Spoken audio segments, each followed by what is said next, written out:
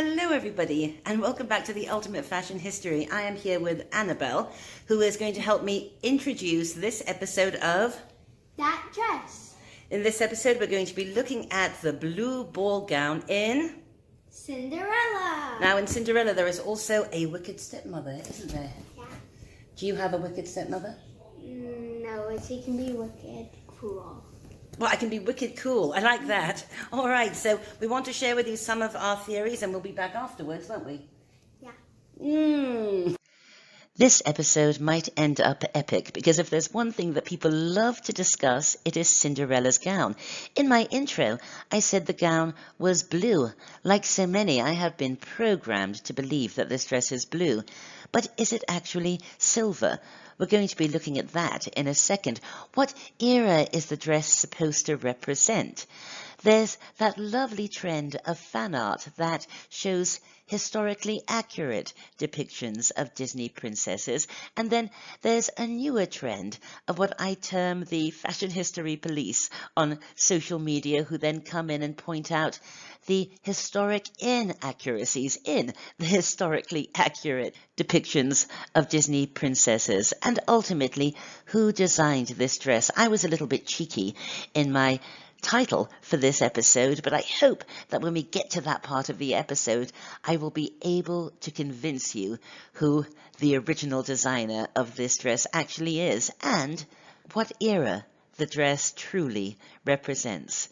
Cinderella, of course, is a full-length animated movie from the Disney Studios that came out in 1950, and it is probably the greatest makeover movie of all time, rivaled only by Now Voyager. And yes, I am still working on our Now Voyager episode. I'll get that to you soon. Another thing I'd like to say before we kick off is this.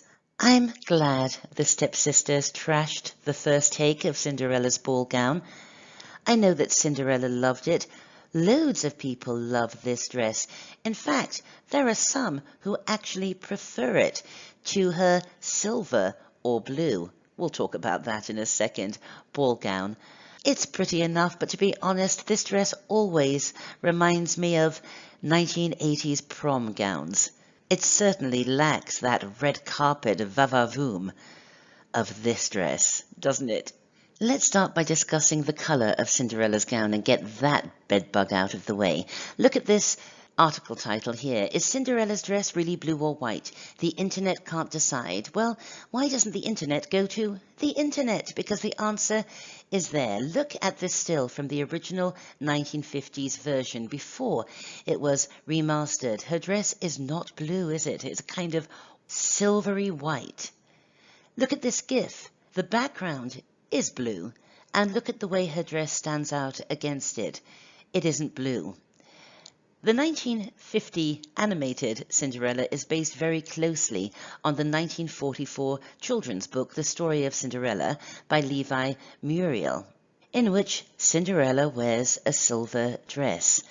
The story of Cinderella that we all know and love is based on the 1697 Charles Perrault fairy tale, and I imagine that when he wrote Cinderella, he imagined her in a gown like this. And as you guys know, silver and cloth of gold and all of that was exceedingly popular for court attire in the late 17th century. And I can really see our Cinderella wearing a dress such as this. So the dress is definitely silver, so why do we think it's blue? Here's a theory. Here we have Cinderella and Prince Charming when they first meet at the ball. Look at the colour of his jacket there. It's white. Look at her dress. It's a silvery white. But then they start dancing, and as they move across the ballroom and outside of the palace, the light changes, and both of their garments turn blue. And when you see Cinderella here with her fairy godmother, who actually is wearing a cloak in the blue palette, you can really see that Cinder's dress is not blue. And remember, of course, that Cinderella came out in 1950. This was long before Betamax and video and streaming and all of that. So if somebody saw a movie in the movie house, it might be years before they would catch it again, if it was playing somewhere or if it showed up on TV. And so we all kind of have this folk memory, don't we, of this gown being blue. A memory, a false one, that you will see Disney would run with in later remastered versions, but proof that Cinderella's original gown was actually silver and not blue. Just take a look at this doll. This is a Cinderella doll from 1950, and her dress ain't blue.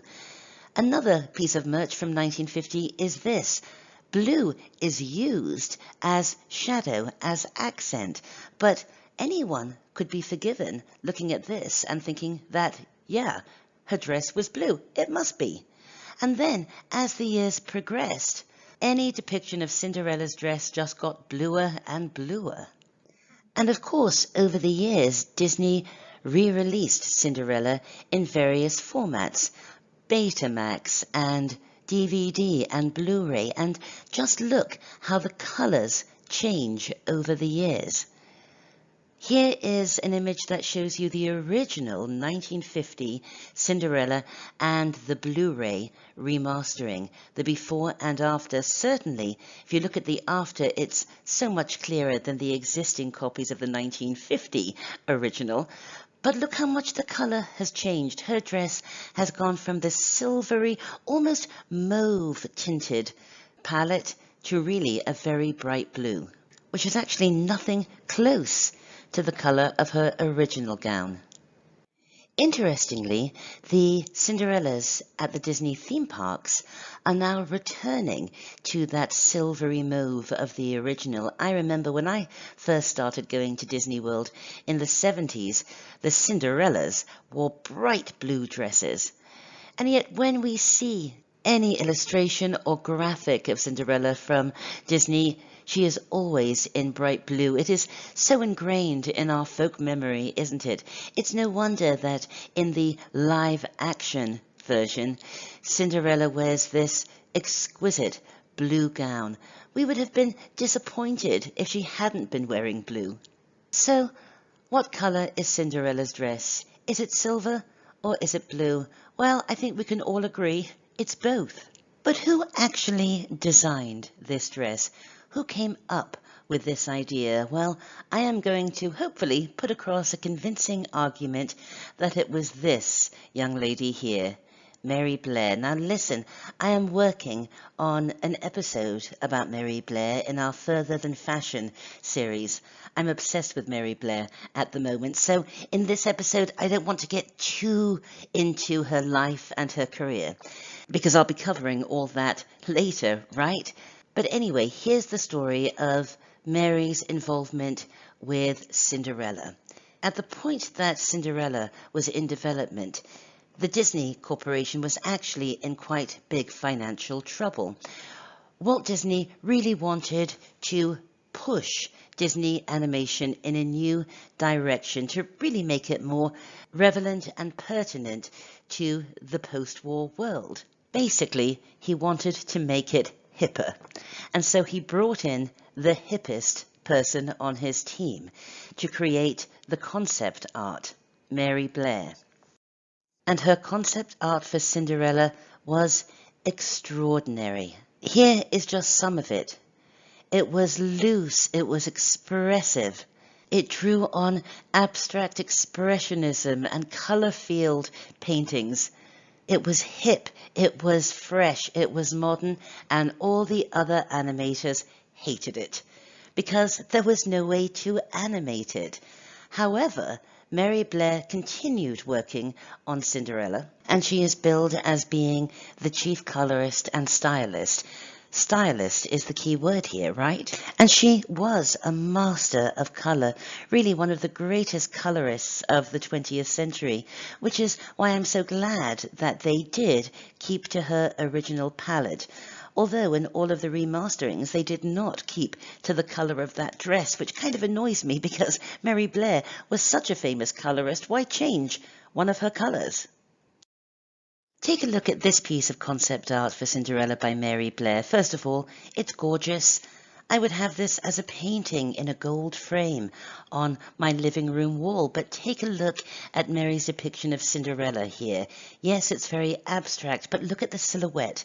Look at the full skirt. Look at those pointy cap sleeves. It's basically our Cinderella's dress, isn't it? In every piece of concept art that you see, Cinderella is wearing this full-skirted gown with the capped sleeves, puffy cap sleeves. Even in the most abstract moments, look at that big full skirt. Now, Mary was obviously inspired by the artwork of the 1944 Cinderella book. And here are some more depictions of the dress in Mary's concept art.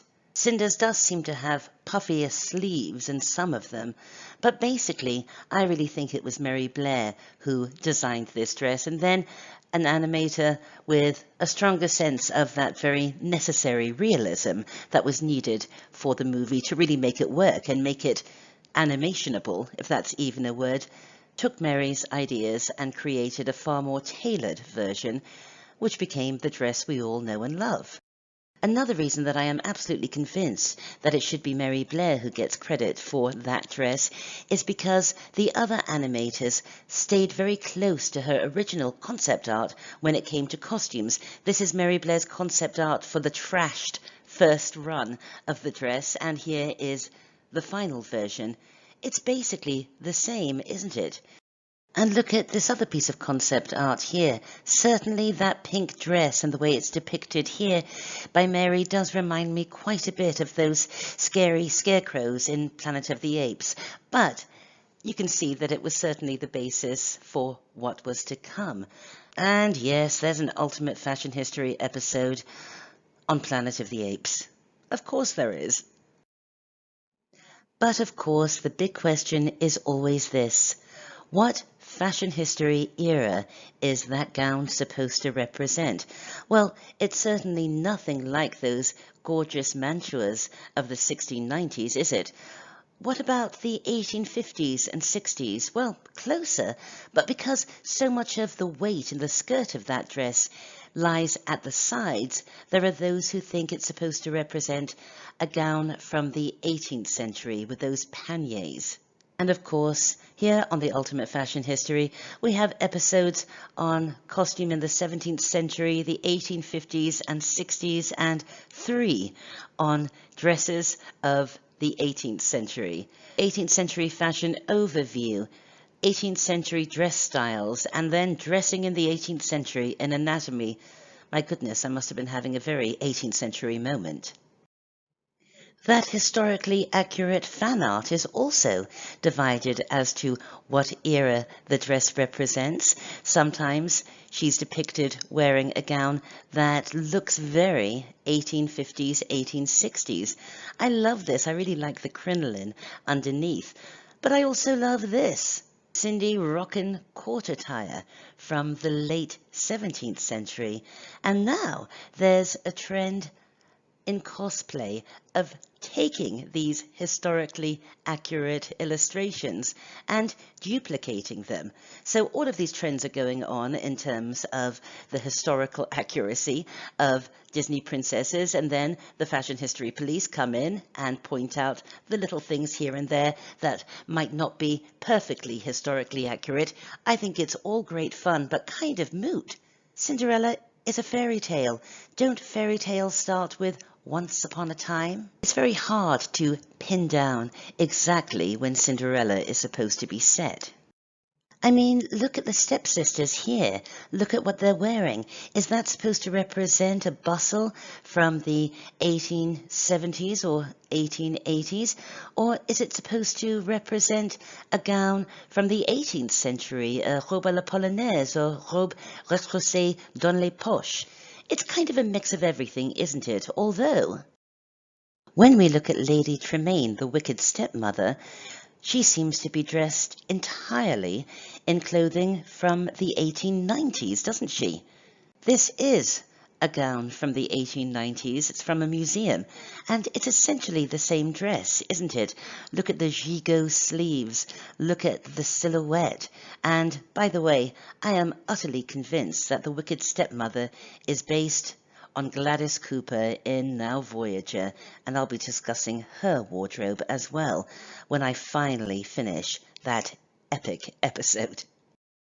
So I believe that the Disney Cinderella is set at some point in a mythical 19th century, but is her dress. There it is from the front and there it is from the side. And as you can see, the volume in the dress, in the skirt, really does come from the side, doesn't it? So it's not really like a circular crinoline from the 1850s, nor is it like an elliptical crinoline from the 1860s. This is why many people believe that this dress was actually inspired by the 18th century, that pannier look. I don't personally think it was inspired by any of these fashion historic moments, and the clue lies in silhouette. Look to silhouette. When you're trying to figure something out in fashion history, silhouette never lets you down. Okay, this is the silhouette of Cinderella's gown. This is a silhouette to an 18th century gown. Certainly it has that full skirt, but there's nothing else that really connects the two, because you see all of the volume in the skirt comes from the waist. In Cinderella's, it doesn't. The skirt is fairly close to the hip, and then that explosion of volume. This is the silhouette of a gown from the 1850s, and again, you can see that all of the volume springs directly from the waist. The hips don't factor in at all. Even if we make it an elliptical crinoline from the 1860s, doesn't work. It's not exactly the same silhouette. This silhouette is much more like the silhouette of Cinderella's gown, isn't it? And this is where my big theory comes in, and I'm sure I'm not the first one to have it. You all recognize that silhouette. I know you do. It's the New Look silhouette. The New Look debuted when? 1947. All we really have to do is change the color of this dress and add those little cap sleeves, and basically it's Cinderella's ball gown, isn't it? The Disney Corporation, no fashion. Cinderella was really a story about fashion.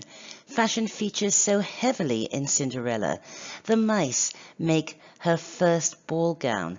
Cinderella makes clothes for the mice. The wicked stepsisters trash her dress. Then the fairy godmother creates her iconic ball gown. Fashion is a talking point in Cinderella, right? It's a theme.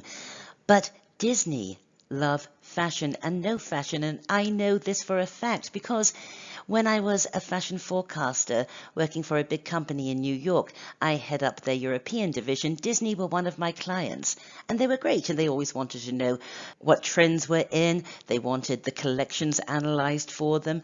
Disney has a huge interest and awareness in fashion, and that was certainly the same in 1950. Mary Blair was extremely trendy. She would have loved the new look. She would have worn the new look. The new look cannot be underestimated. Of course, I have an episode on Dior's new look in our Speaking of Fashion series, and boy, do I get into it there. The original 1947 New Look collection is so Cinderella-esque in terms of silhouette. That tight waist, those padded hips, and then those full skirts, with all of the weight in the skirt coming from the side of the body. But another thing that I talk about in that episode is just how huge the new look was. It was a talking point. It was water cooler conversation. Americans loved the new look. And Disney really understood and still understands visual language, giving people what they are currently responding to visually. And the new look silhouette, boy oh boy, were people responding visually to that in 1950. So I personally don't think that Cinderella's iconic gown was inspired by the 17th century, 18th century, or 1850s or 60s. I think it is pure new look. This is from the 1947 New Look collections. Look at that tight waist. Look how the skirt gently follows the hips and then expands. Take a look at Eva Perón here in a Dior New Look gown. Really, we just have to make it blue. Add those little puffy sleeves, some swag detail at the hip, and it's Cinderella. And taking a contemporary fashion trend and incorporating it into a fairy tale was something that Disney often did. They always looked to contemporary fashion. And here's some of my proof for this. I mean, we know in contemporaneous movies that are set during the time that they're made, like 101 Dalmatians, that Disney most certainly looked to high fashion and incorporated it in their style for characters.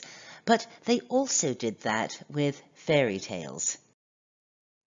Think about the Blue Fairy and her gown in 1940s Pinocchio. Then take a look at this movie star gown from just a little while earlier. I don't actually know who designed this gown. It may have been Travis Banton. That's not important. What's important is this. All we have to do is turn that dress blue, add that belt detail, let's lengthen her hair and make it blonde, and all we have to do is add the wings, and this is the Blue Fairy. In fact, it's so much the Blue Fairy, I wonder if this exact dress was the inspiration for the Blue Fairy's lovely gown. Let's jump forward to 1959 and Sleeping Beauty. There she is in the forest. Look what she's wearing. Look at the silhouette. Look at the fashion ideas at play. And then look at these images from the late 1950s. You can really see that Disney was using contemporary fashion ideas and incorporating them into fairy tales set in nebulous, imaginary, mythical time periods. And jumping ahead to 1963 and The Sword and the Stone. This was set in the Middle Ages, and yet look at this outfit here. It is so drawing on the fashion ideas of the early 1960s, and also it is drawing from other movies. Look at the palette, look at the silhouette.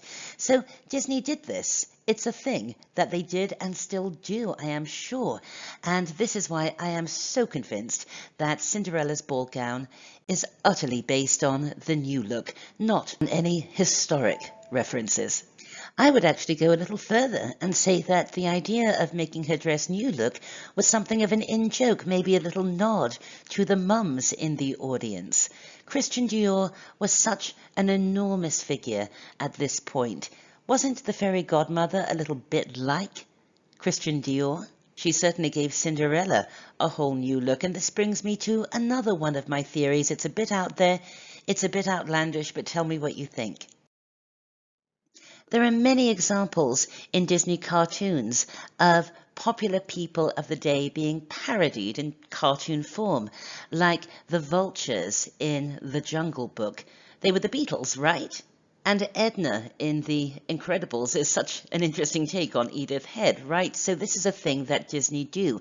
With that in mind, is there a possibility that the fairy godmother is supposed to be Christian Dior visually?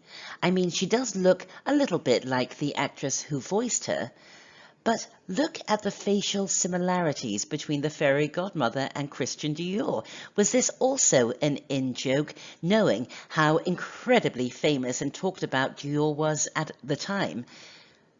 I think it's a theory. What do you think? Okay, that might be a bit far-fetched, but it doesn't take away from the fact that I am utterly convinced that Cinderella's gown is based on Dior's new look, but it worked.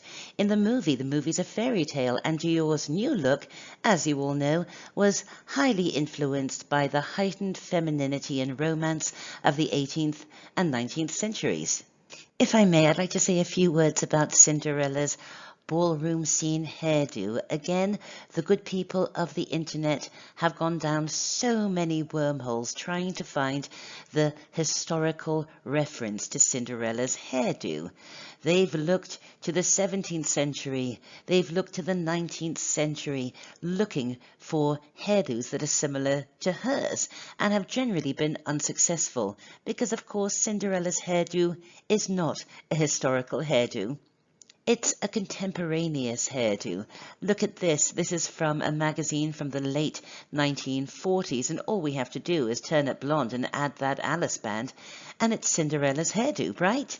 So everything taken together, the new look dress, that hairdo, and I really believe that Cinderella's ball gown was absolutely nothing to do with clothing from the 18th or 19th century, although it certainly worked in the context of a movie that may have been set at some point in the 19th century. I think it is all completely 1950.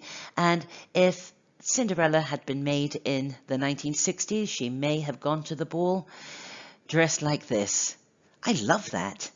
Yet one really important question remains in terms of Cinderella's look at the ball. Cinderella has no ears. Anyway, that gown, be it blue, be it silver, be it new look, be it 18th century, it is iconic, it is legendary. And still, every little girl wants to be Cinderella. Some little boys do too. Well, we hope you enjoyed that episode of That Dress here on The Ultimate Fashion History. You can contact me through my website, amandahallay.com. Check out our books at Daddy's publishing company, which is called Dean Street Press. All right. Dean Street Press. All right. I'll be back very soon with more episodes, right? Yeah. Join our Facebook group. Yeah, so you can contact Mimi. Contact Mimi. Bye, and hope you have a good day. Okay. Mwah.